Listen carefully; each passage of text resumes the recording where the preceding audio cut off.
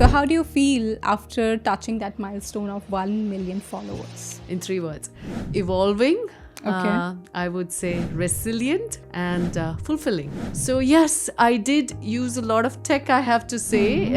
Used all my AI agents to check what is the people in Dubai looking at, what kind of more content from a family influencer would they like. And it actually helped me come up with more funny reels, come up with more engaging content. And yeah, I hit the milestone because I was a career girl. I went on to really excelling in my job. Even as a crew, I was one of the first ones who was in the shortest time frame to get into a senior position. I got into training, and all I wanted to be was my next step, which was a manager to cabin crew. And I was really aiming and gunning at that. So I had all my eyes set on my career trajectory when I actually went through a few miscarriages. 3, in fact. And when I got pregnant with my first one, I still continued with my job. The initial days, like I told you, my storytelling involved every part of my life. And that was okay at that point of time because I knew exactly who was following me, who was on the page.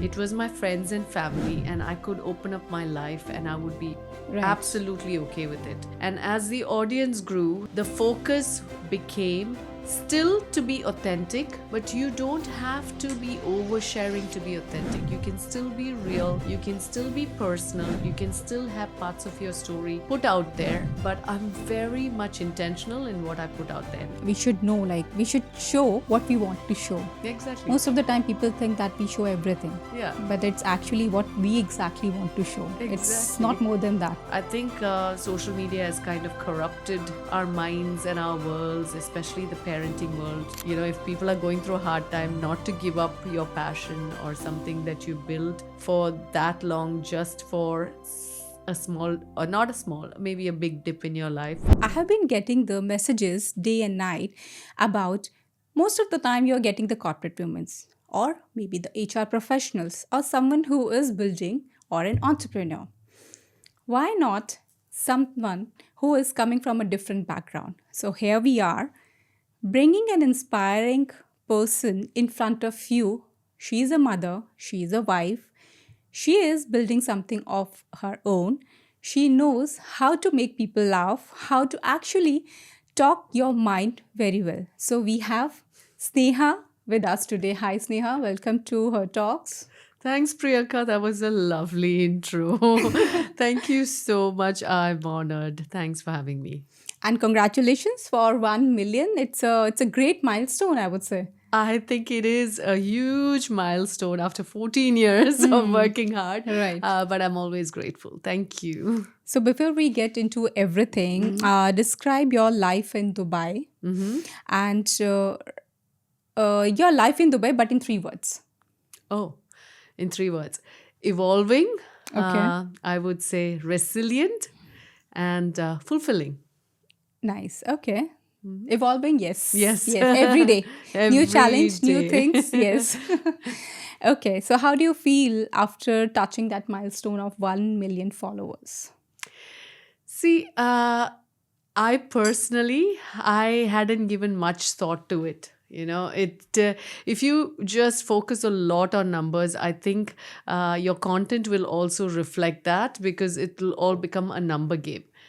For me, I started very different. I started with a pause in my life, and I started sharing very real, organic stories of my life. And I never ever imagined it to go in this direction. So the number game is something which is, yes, I have to be real. I am very interested after I post something to see if people have liked it, if people have engaged with it. And sometimes when I see the followers increasing, it does make me happy. But it was not something that I gave my all-time focus on. However, for the longest while, I thought people just went on in 1 year, 2 years, 3 years to becoming a million. What am I doing wrong? Am I doing something really wrong? After 14 years, I've not touched that mark. And one fine day I said, Sneha, you shouldn't be focusing too much on this. And you should actually be looking at or how can you improve your content if you want to gain more followers. So yes, I did use a lot of tech, I have to say. Hmm. Used all my AI agents to check what is the people in Dubai looking at, what kind of more content from a family influencer would they like. And it actually helped me come up with more funny reels, come up with more engaging content. And yeah, I hit the milestone, which was great. Thank you to all my followers who've been there for the longest time as well. It does feel very fulfilling, but it doesn't overtake my life in any way. Okay. So before we talk more about the followers, the milestones, and everything, I want to understand who Sneha was, who Okay. Sneha is, and what Okay. she wants to do in the future. Okay. Sneha that came to Dubai many years ago, more than almost 2 decades ago. She was a flight attendant, and I worked as a flight attendant for one of the leading airlines here for a decade, and I trained cabin crew as well. That was my dream job. I came to Dubai only because I wanted to see the world. Mm. And this was an opportunity for a girl from a simple middle class family to see the world where she gets paid as well. So it did give me it fulfilled my dream. Like Dubai, I said, is fulfilling. It Right. fulfilled my dream. However, I had to take a pause when I got pregnant with my kids.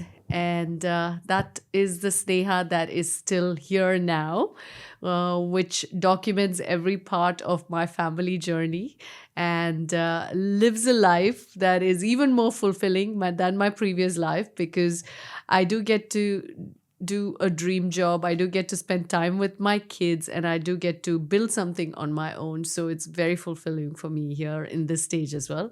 And the Sneha that's going on to be what she is going on to be, hopefully, will bring something in her name, maybe a personal brand. Okay. Okay. So you started documenting your life, Mhm. I guess, after the birth of your second child. Yes. So Okay. actually, I was pregnant with my second child when I Okay. started documenting. I would say long before people were even aware about the word influencer. Absolutely. It Yeah, was not right. even there on the scene. Hmm. So, what were you trying to do, and like with what mindset you actually started, which helped you to reach here? Okay. So, like I said earlier, I started with a pause because I was a career girl. I went on to really excelling in my job. Even as a crew, I was one of the first ones who was in the shortest time frame to get into a senior position. I got into training, and all I wanted to be was my next step, which was a manager to cabin crew. And I was really aiming and gunning at that. So, I had all my eyes set on my career trajectory when I actually went through a few miscarriages, three in fact. And when I got pregnant with my first one, I still continued with my job. And after he was born, I continued. But with my second pregnancy, I just felt like I was not having enough time with my first child, with the job and everything that I'm doing. Am I going to be fair with my second one? So I said, let me just take a break, a sabbatical, a year or two, and I'll go back. Well, that sabbatical just was a never ending sabbatical. I never went Mhm. back because I got into the blogging space. At that point of time, you should understand there was no Instagram, Snapchat, all of these. It was, or maybe Instagram had just come in, but it was more of people writing long form content, written content, Hmm. more than video visuals. YouTube was also there, but this was what was on the scene, and I loved writing. So I did start to write my journey of going through what I felt in my lowest times when I went through my miscarriages. And I started encouraging people how you can get over it and not go into a depression stage, and what you can do to overcome those. And I started writing about funny excerpts about how I used to travel the world, see, dine in the best places. And from that, now I'm gone on to poopy diapers and giving bath and, feeding toddler. And so these were the stories I was writing, I was blogging about. And I think in some form it connected to the audience, because there were a lot of women who connected with me with my miscarriage stories. And um, they would want to meet me, and I would host mommy mornings, we did coffee mornings. So that's how it started. There was no word of influencer, it was just a blogger, and we were maybe 5 or 6 bloggers. All of us knew each other, we went to the same events, we did exciting things together, our children played together. So that was the start of the journey. There was nobody knew what this word influencer was, or even content creator. Nobody called us content creators. We were bloggers, just living our life, raw, authentic storytelling. That was what it was. Eventually, Instagram came on the scene, and my brother's the one who encouraged me to get onto Instagram. And that's when it blew up, I started getting a lot more people from my blogs coming, following me. People started sharing my Instagram page, and it started growing. And the whole word and trend, or whatever you want to call this, influencer and influencer marketing, all came on the scene. So that's literally the trajectory of my journey. Yeah. Okay. So your content is basically around parenting. Yes, that's Mo- the yeah, niche. Yes. that's a niche. Family advisors, career tip, and all. But which helps you to actually achieve that 1 million followers as well. Yes. And so, how do you protect your own private moments from the coming out on the picture, and like how do you actually distinguish what to post, what not to post? Okay, so the initial days, like I told you, my storytelling involved every part of my life. And that was okay at that point of time, because I knew exactly who was following me, who was on the page. Mm, It was my friends and family, and I could open up my life and I would be right. absolutely okay with it. And as the audience grew, the focus became still to be authentic, but you don't have to be oversharing to be authentic. You can still be real, you can still be personal, you can still have parts of your story put out there. But I'm very much intentional in what I put out there now. Mm, So I just don't overshare everything. You would think it's 80% of my life. It's actually the opposite. It's 20% of my life mm, online, and 80% is very much protected.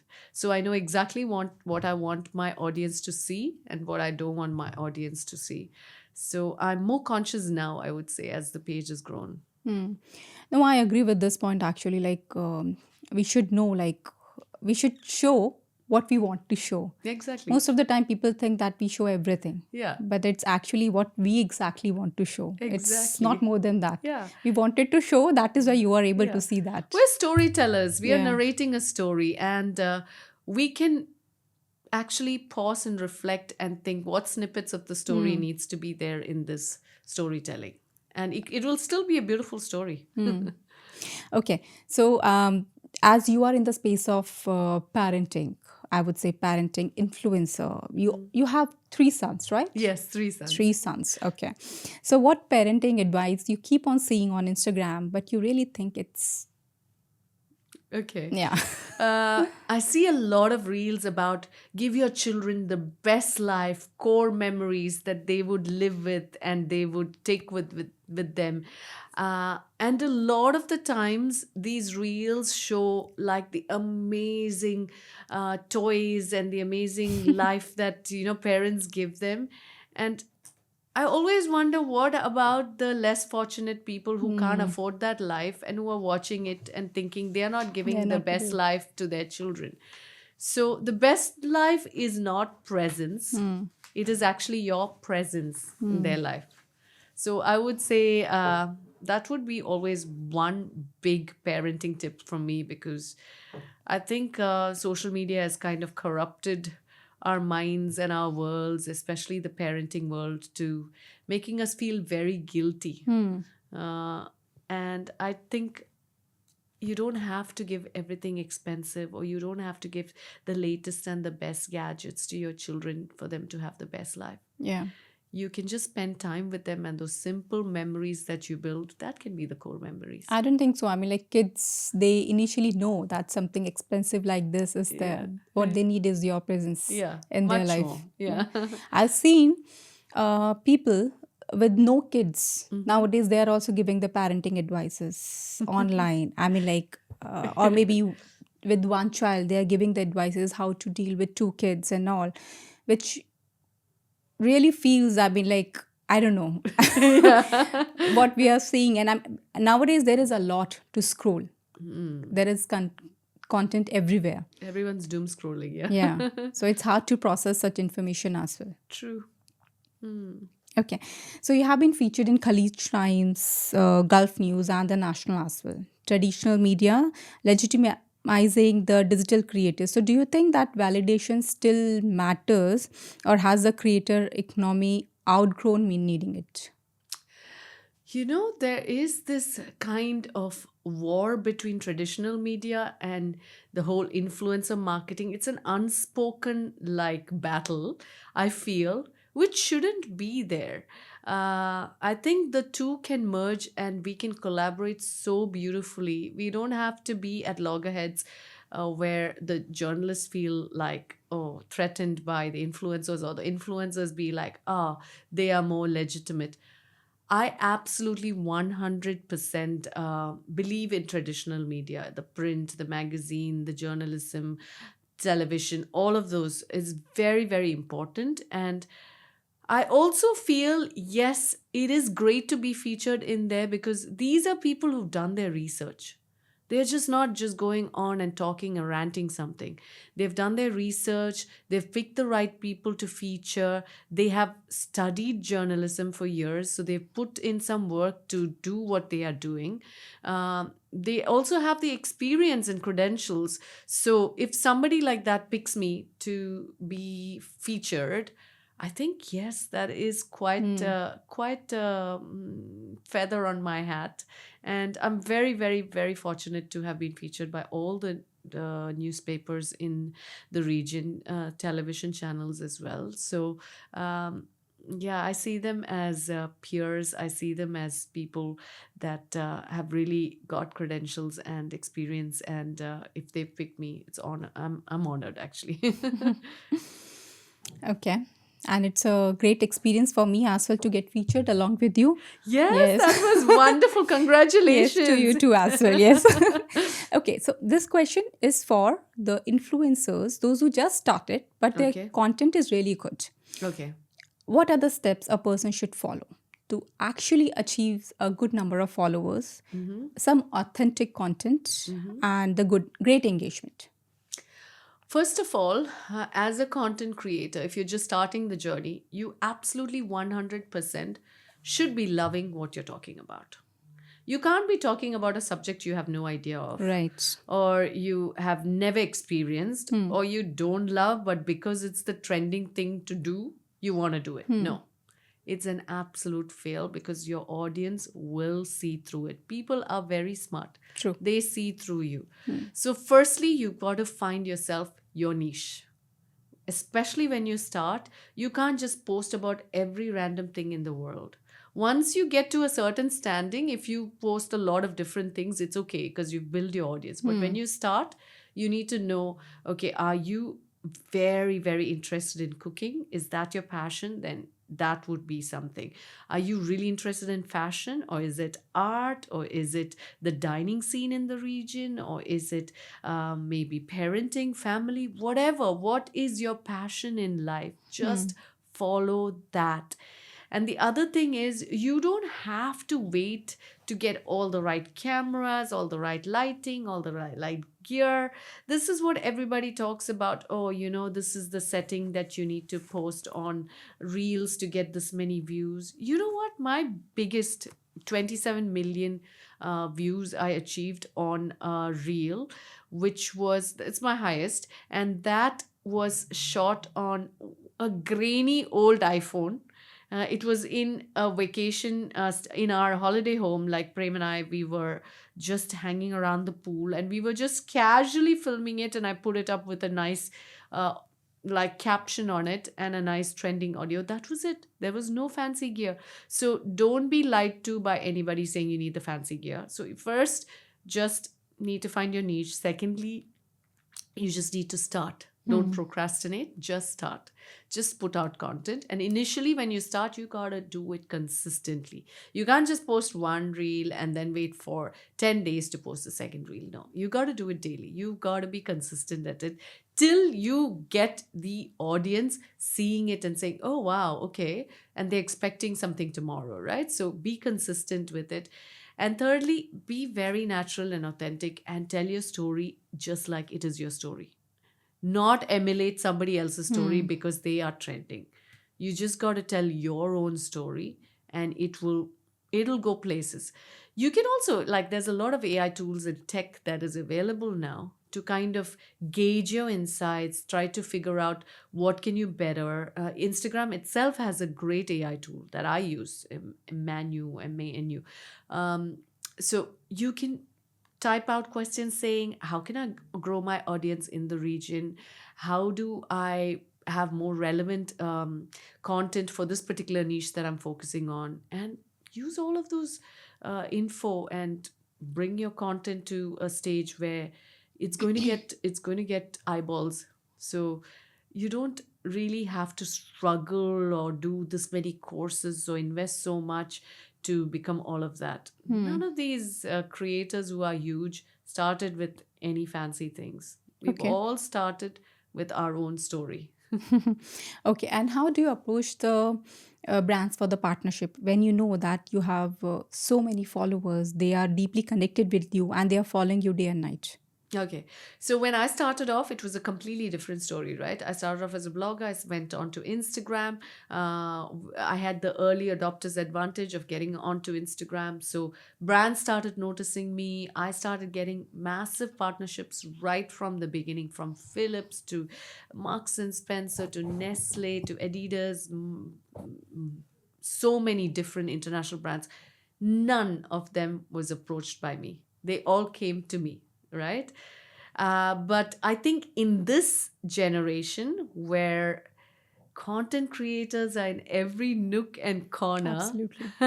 there is a lot for a brand from the other side, a brand or an agency to look Hmm. out, because you're looking at a sea of creators. Who do you pick? It's a very difficult task for the brand or the agency as well.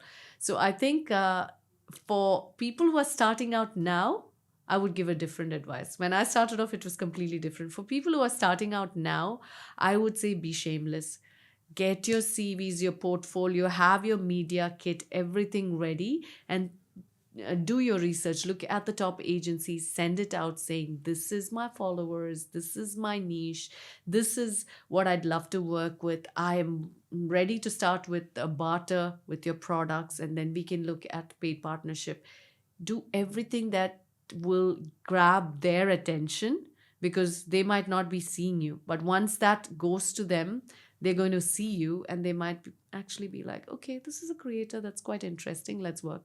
So I'd say be shameless, go out there and just email everyone. Okay, so it's time for some rapid fire questions. Okay. Okay, so whatever first come to your mind. Okay, I Okay, was not be prepared for this, but authentic. okay, let's do it. Okay, so one app you couldn't live without. CapCut. Okay, reel or carousel. I love reels. We all love reels. Yeah. Yes. Okay, biggest parenting myth. Burst it in one sentence.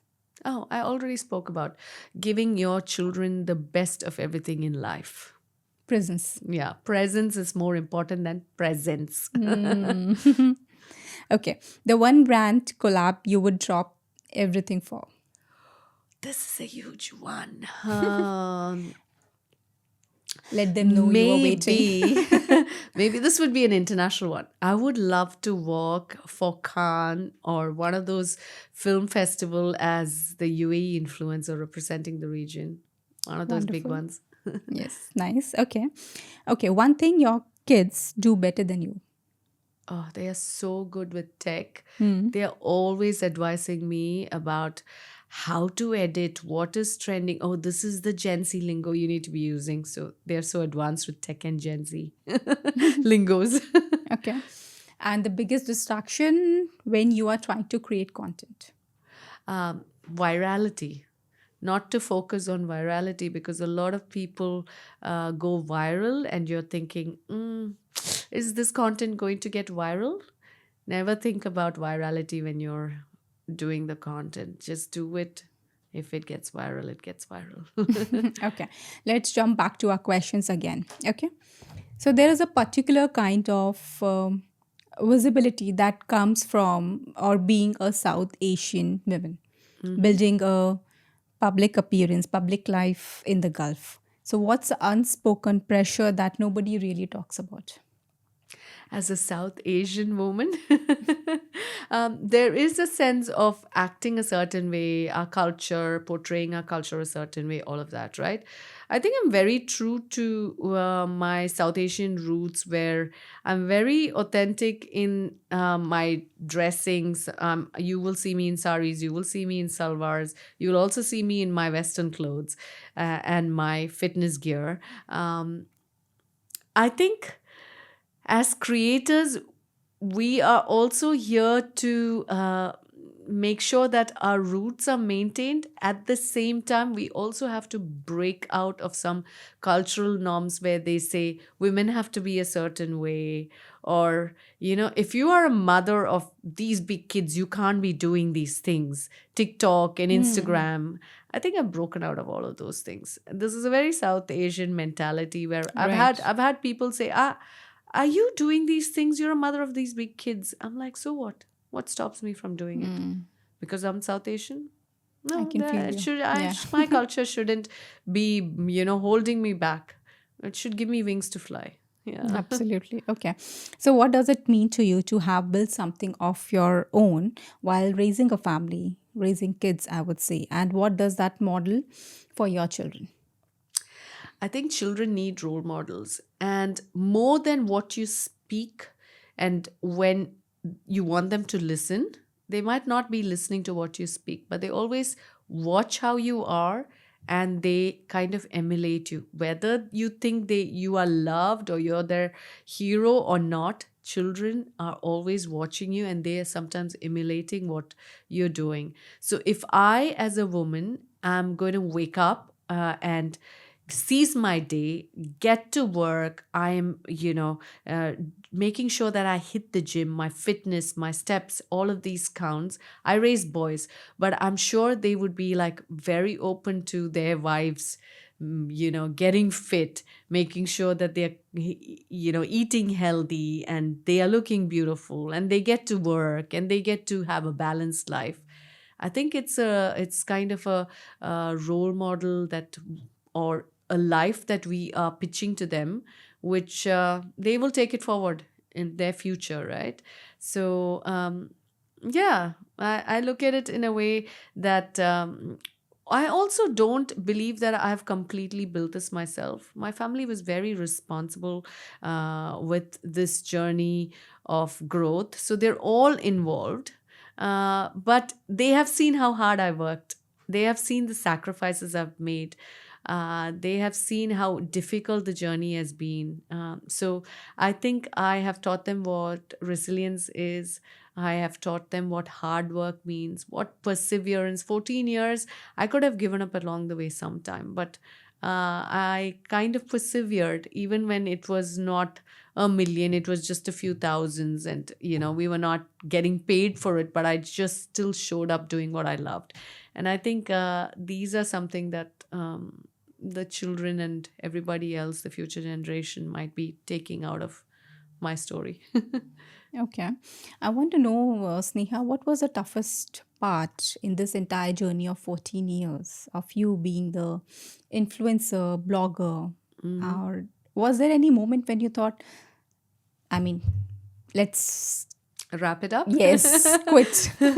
um, b- there were a few moments where I thought, should I just take a break? Should I just take a pause? I never thought I was going to wrap it up, but there were moments where I thought maybe I should just take a break, a sabbatical from this. But thank God I didn't. I listened to my heart and I went on and I persevered and I was consistent. Um, but I think the moments that were the most difficult was when life threw curveballs, your personal life threw curveballs, where I think in my personal life, we are a business family, so we went through something really very traumatic in our business where we almost hit rock bottom.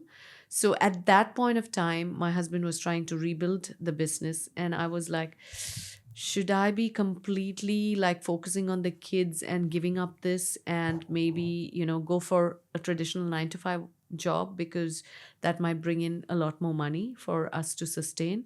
At that point of time, I was thinking, should I give this up? Should I take a break?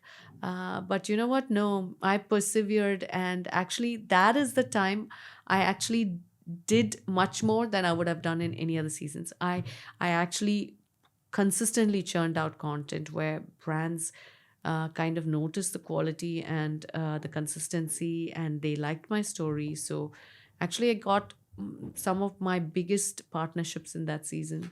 And if I had gone for a 9 to 5 job, I would probably have not made that money that I made. Yeah. So yes, that was a season. So I would tell, if people are going through a hard time, not to give up your passion or something that you built for that long just for a small, or not a small, maybe a big dip in your life. Hold on to it. Don't give up on your dreams. Nice. It's a great advice, I would say, for many people, those who are listening. Thank you. Yeah. Okay, but I keep on hearing that algorithm is changing. It keeps on changing. Today's something this, tomorrow is carousel, today's it's real, or maybe something else. Yeah. You should edit like this. There should be these things. So, I mean, like, how you guys manage so many changes, ups and downs. I mean, like, in a week's time, you might be thinking that next week I might shoot or post this, but then you realize, oh no, this is out of date. I mean, like outdated now. So does it happen? Oh my gosh, tell me about this. Algorithm is my biggest nemesis. I hope somebody has figured it out there because I have not figured what this algorithm swinging emotional. It's almost like it has hormones. It's fluctuating all the time.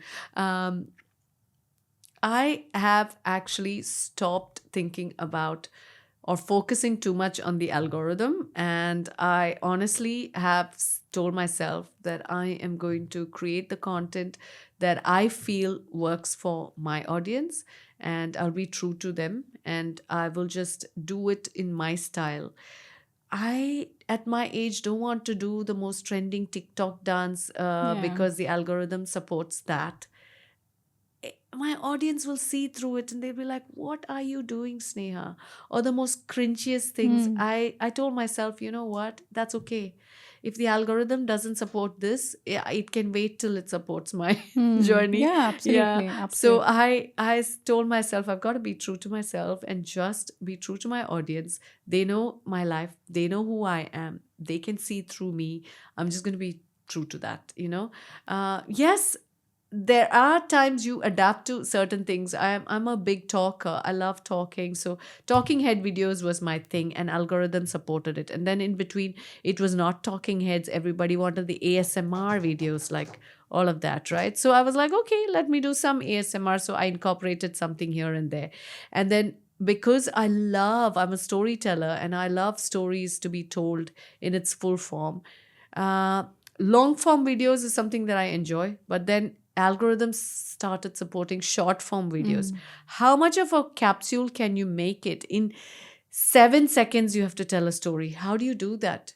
To get a viral view reach, you need to do something in 7 seconds. That was what the algorithm was telling us. And I was like, as a storyteller, there's no way I can communicate anything in seven Yeah, seconds. it's like coming and going, blink of an eye. Yeah, so I just started using random from my camera rolls, just snippets videos, and just putting really good caption on it to kind of hook the audience, and then have long captions so they will come and read the rest of the storytelling, because in that 7 seconds you can't. But that's what went viral for me with my 27 million view video, right?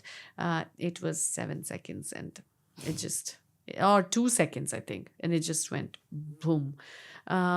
But yeah, sometimes you adapt to some of these things, but at the same time I know what not to adapt to. If it's not my style, no. Algorithms can say anything, I don't care. I'm not going to look cringe. Yeah. Okay. So, what is the current trend? Current trend, I told you it's a lot of ASMR going on right now. There's a lot of day in my life kind of What is videos. ASMR? ASMR is your, I'm. okay, that's fine. ASMR is, say, for example, you're getting ready. It's all the natural sounds, like you are ripping open the Okay, bag, the okay, okay, sounds, okay. Yeah. and you, or your brush, taking your brush Mm-hmm. out, and all those different sounds, which are very satisfying for the audience. There is no talking, there is no, it's all visual, and these sounds that make you relax, and it's very satisfying to watch.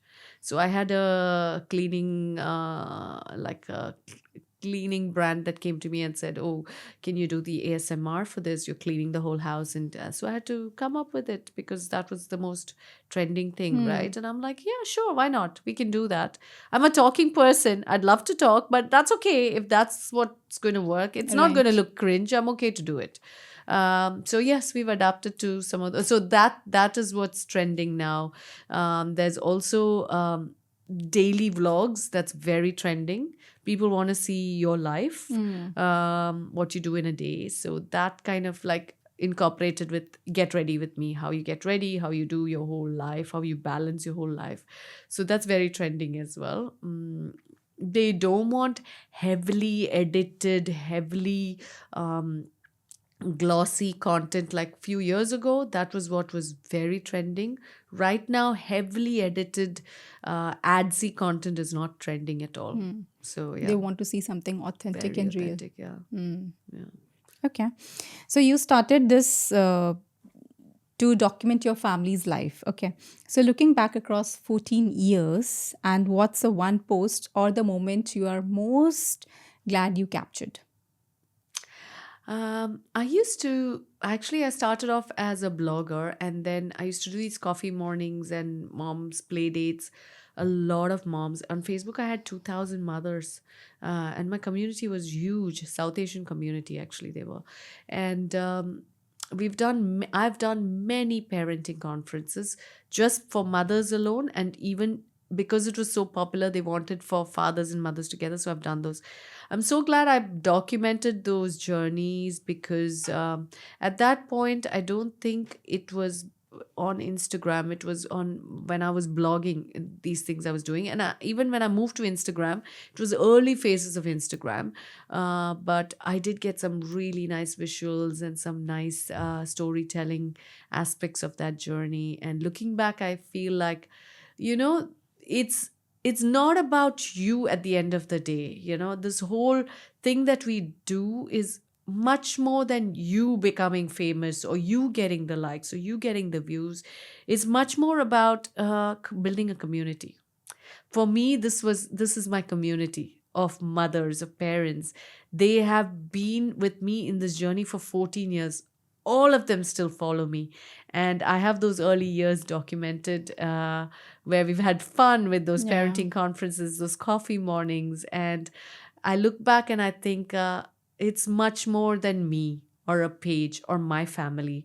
It's about the community that I've built, and it's about this family that I've built. And I look, even today, I look at those pictures and I'm like, I'm so glad I did this. Yeah. Okay. One last question. I'm sure the way I am curious, there are a lot of people they are also curious.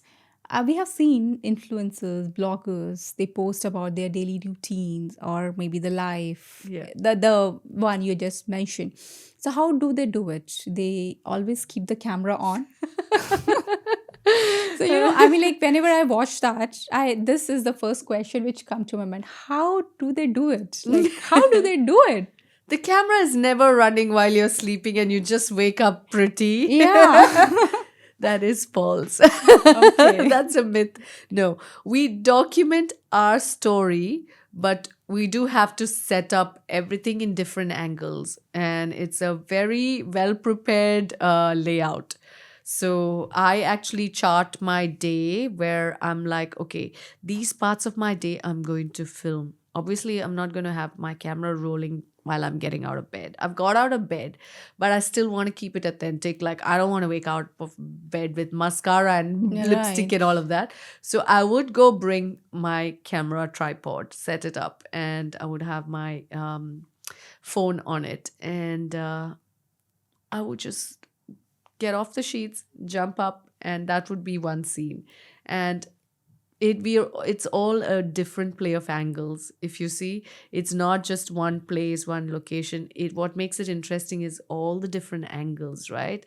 And the different lens. Like, if you're the new iPhones are great. You can use the wide angle, you can use the zoomed in. So it's all in. We've charted out how we're going to do it. We know what our day is going to be like. We've charted out how we're going to do it. But so it's not always like a videographer is behind you doing it, or it's always not like curated to that element where we're like, okay, it's going to look like this and it's going to. I film it naturally as it goes.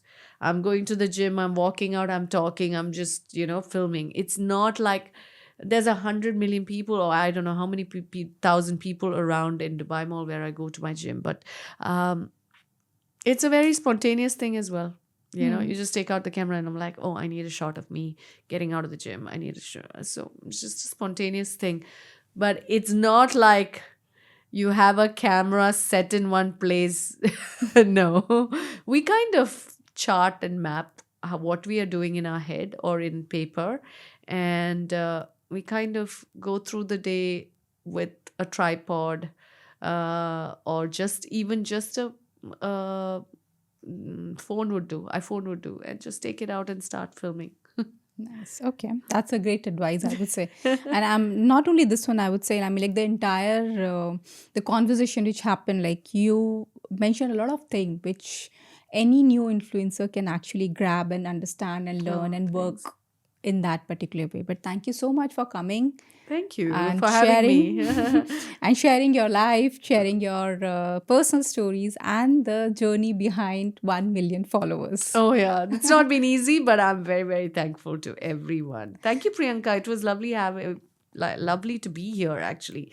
It's great to sometimes get out of your work schedule and kind of share your life and your story with everybody out there, maybe who's dreaming to get on this journey, right? Yeah. Right. Thank you so much. Thank Thank you. you.